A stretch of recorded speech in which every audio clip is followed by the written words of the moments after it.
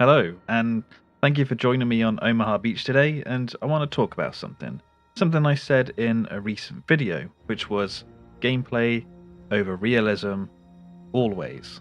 And what I mean by this is good gameplay, a game that plays well is more important and better than realism or realistic aspects in a game. Now, you could argue when it comes to simulators, realism or realistic aspects is more important, and yeah, you're right, but when you're talking about games, I think gameplay is more important and realistic. And I got quite a bit of pushback from some people in the Hell Let Loose community when I said this, and I said it really specifically about Hell Let Loose, which I was really surprised by because at its core, Hell Let Loose is not a realistic game. It's a blend of casual and hardcore. It's that almost perfect in between point of something like Battlefield and COD and then Squad and Armor. It sits like right in between them. So I'm going to talk about why I think gameplay is more important than realism and how negatively realism can affect certain games, and I'm going to use Hell Let Loose as a base point for today's discussion just because it's my most played game and this channel really has been built around Hell Let Loose. And I'm also going to show you why every single person watching this video, even people who disagree with me with the statement gameplay over realism always, actually agree with it, even if they don't realize it. So what is realism? Well, it's the quality or fact of representing a person or thing in a way that is accurate and true to life. So is Hell Let Loose accurate and true to life? No. There are so many ways in which Hell Let Loose is not a realistic shooter, and it is more of this casual blend of sort of tactical and hardcore and, well, casual elements all just sort of smushed together. So let's talk about some realistic aspects and put them into Hell Let Loose. And when I talk about these realistic aspects, if you think I'm going too far in sort of adding these into the game or imagining adding these to the game, then let me know in the comments like which part I'm going too far with.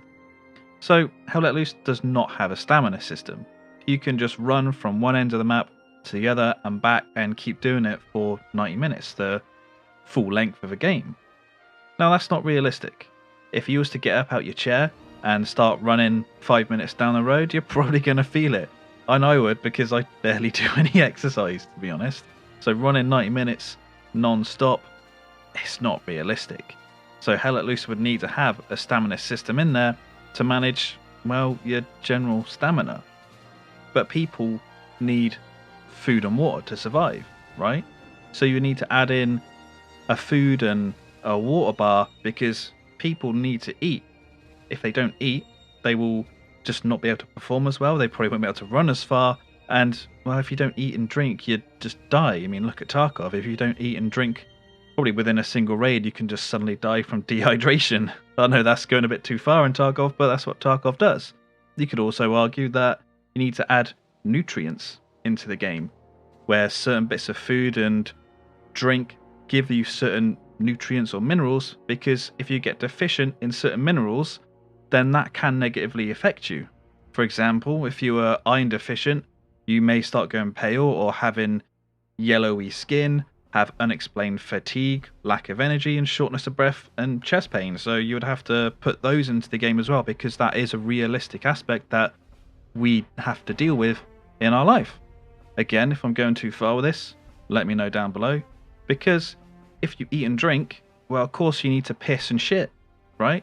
So you need to add that into the game as well. Maybe if you don't pee and poo in the right amount of time and you piss and shit yourself, you need to add something in for that as well. And since you're carrying this food and water, you're going to have to add an inventory system as well. And people can generally only carry a certain amount based on their strength. So maybe you're going to have to add character stats into the game as well to display their strength and stamina and stuff like that.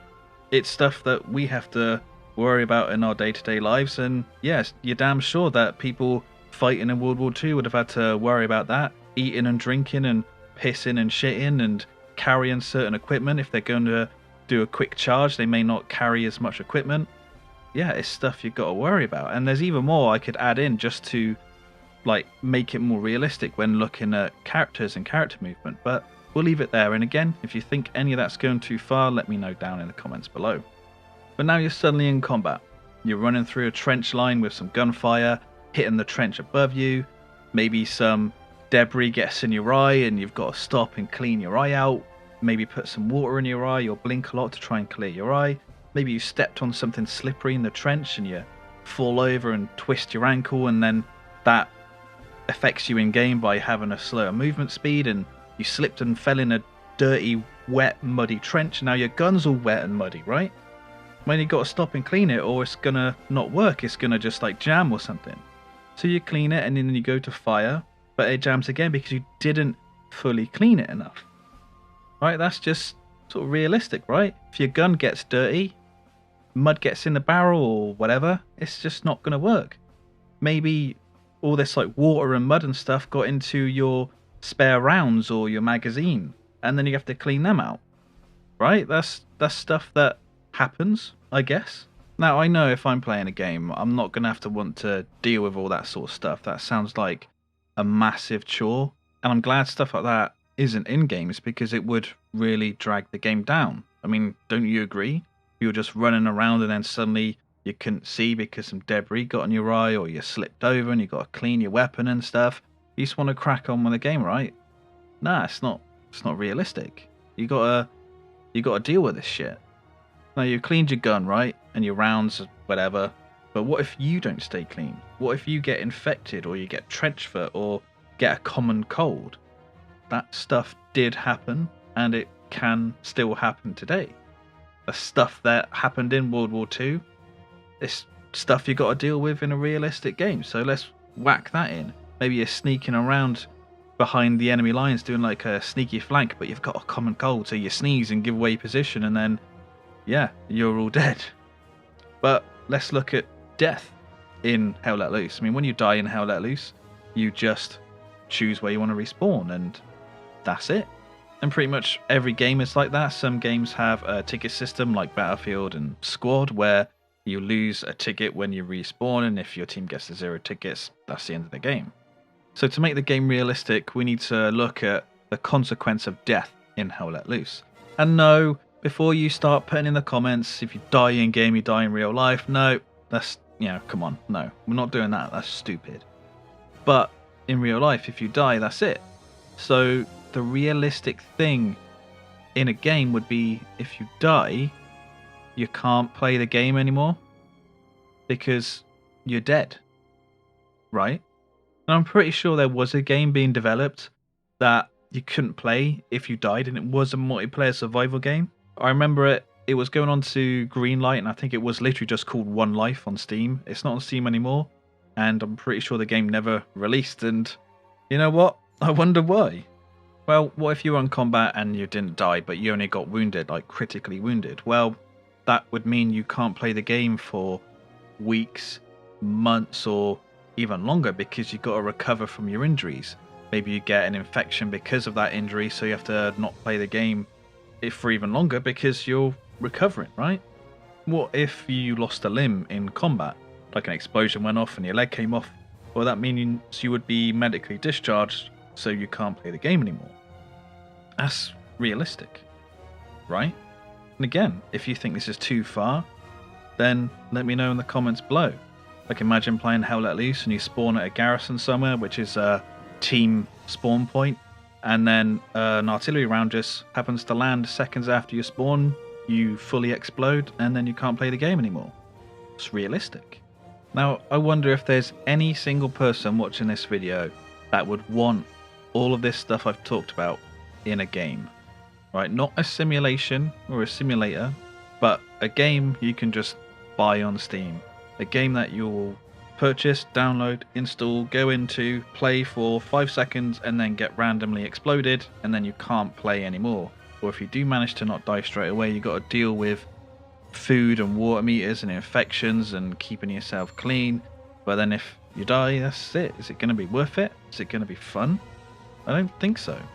And these elements of what I've looked at so far is a small sliver of what Hell Let Loose has in game. I've barely looked at the weapons. I haven't looked at vehicles at all, or really anything to do with the environment or background systems like resources and commander abilities and stuff like that. So yeah, is there any person watching this video that would want all of that stuff I've talked about added into their first person shooter? Because that's what realism is. And generally I'm going to say no, I don't think there's anyone out there that wants to worry about cleaning their weapon and keeping the magazine clean and rounds clean, worrying about food and water meters when they're playing something like Hell Let Loose or something like Squad. Well, they want to worry about dying and then never playing the game, or getting critically wounded and not having to, well, not being able to play the game for days, weeks or months because their character has to recuperate and probably go through physio and stuff for their injuries. No. And that is why gameplay is more important than realism. Always. Because putting in a lot of realistic aspects or realism into a game really drags the game down. Is there anyone out there who actually enjoys like babysitting food and water meters at all? I don't think so. Making your game play better instead of trying to focus on full realism or realistic stuff is more important. And that really is why casual shooters are more popular than realistic or hardcore shooters. Because generally I'll probably say they are quite fun to play.